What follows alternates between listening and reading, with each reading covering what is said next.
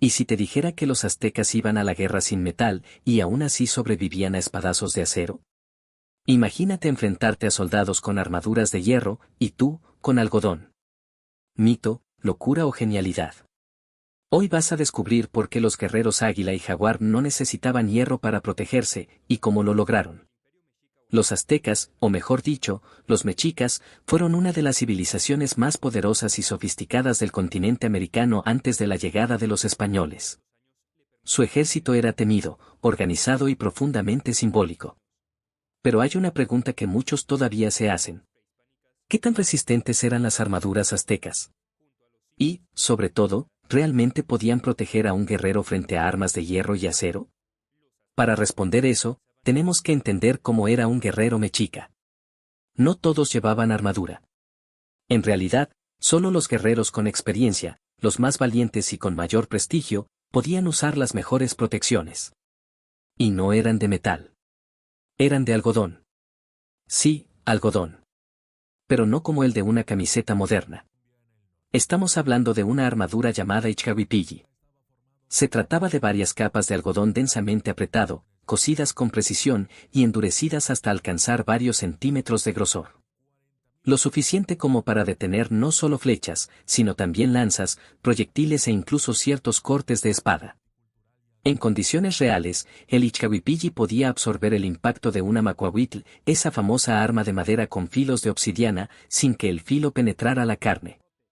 Y esto no es teoría. Hay registros y pruebas experimentales modernas que demuestran que una armadura de algodón bien hecha puede detener incluso balas de bajo calibre.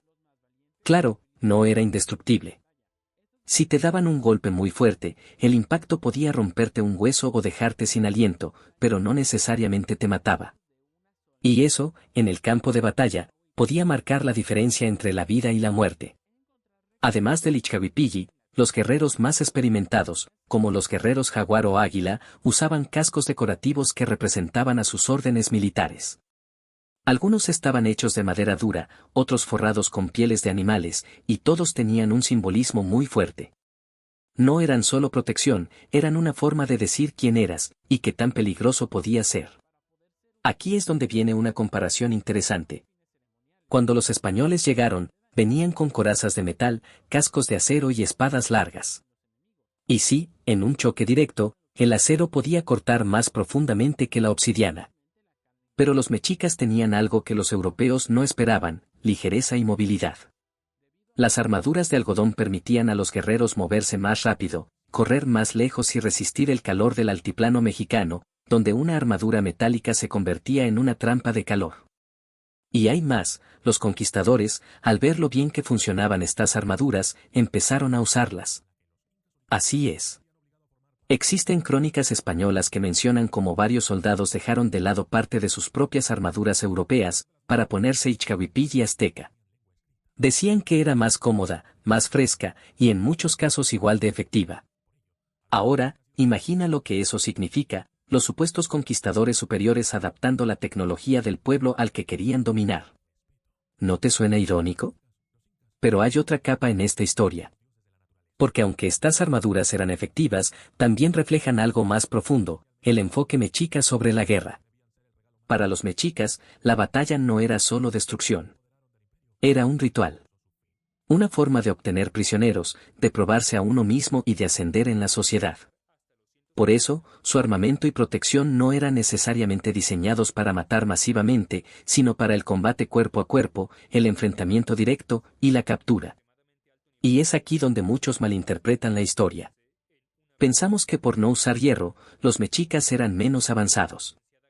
Pero la realidad es que su tecnología estaba perfectamente adaptada a su contexto. ¿Qué sentido tenía producir armaduras de metal si sus enemigos no usaban espadas de acero? ¿O si el calor hacía que el metal fuera una desventaja? Lo que hicieron fue crear algo funcional, económico y efectivo, con los materiales que tenían a su alcance. Pero ahora viene el giro emocional. Porque a pesar de todo eso, a pesar de su eficacia, su inteligencia táctica y su resistencia, los mexicas fueron derrotados. No por la inferioridad de sus armaduras, ni por falta de valor. sino por una combinación brutal de factores, enfermedades traídas de Europa, alianzas entre pueblos indígenas oprimidos y una guerra psicológica devastadora.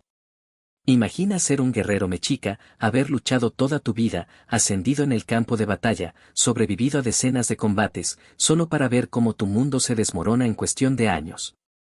Y como tus mejores protecciones, tus símbolos de poder, tu Ixcawipilli, terminan olvidados o ridiculizados por la historia. Pero no todo está perdido.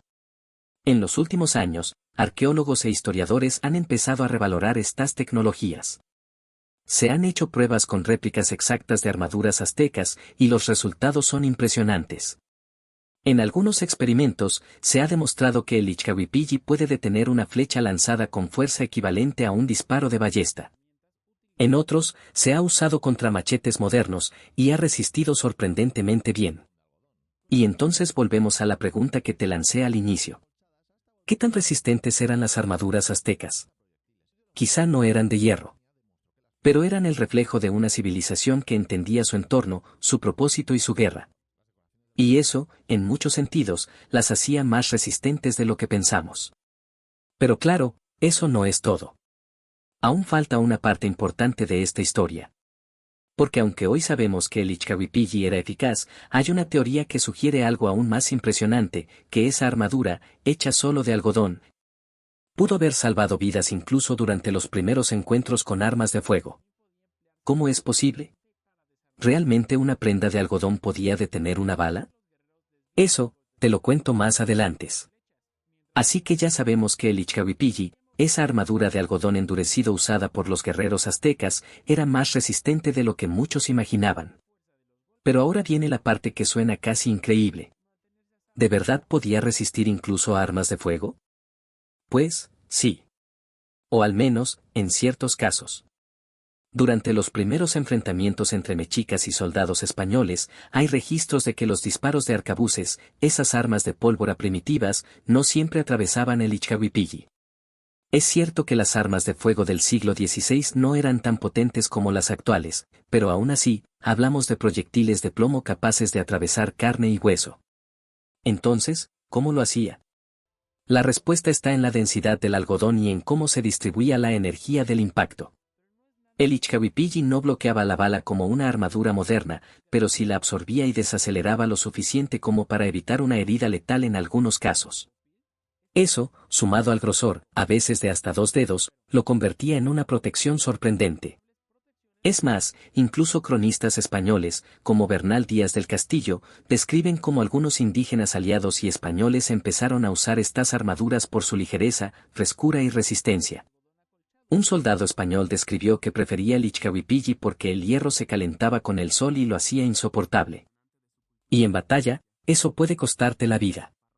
Entonces, ¿por qué no se siguieron usando más allá del siglo XVI? Aquí es donde entra el lado triste de la historia. Con la caída de Tenochtitlán en 1521 y el colapso del poder mexica, el Ixcawipilli quedó asociado a un mundo derrotado. Poco a poco fue reemplazado por estándares europeos. El algodón dejó de ser símbolo de prestigio militar y pasó al olvido. Y sin embargo, ahí estuvo, esperando ser redescubierto.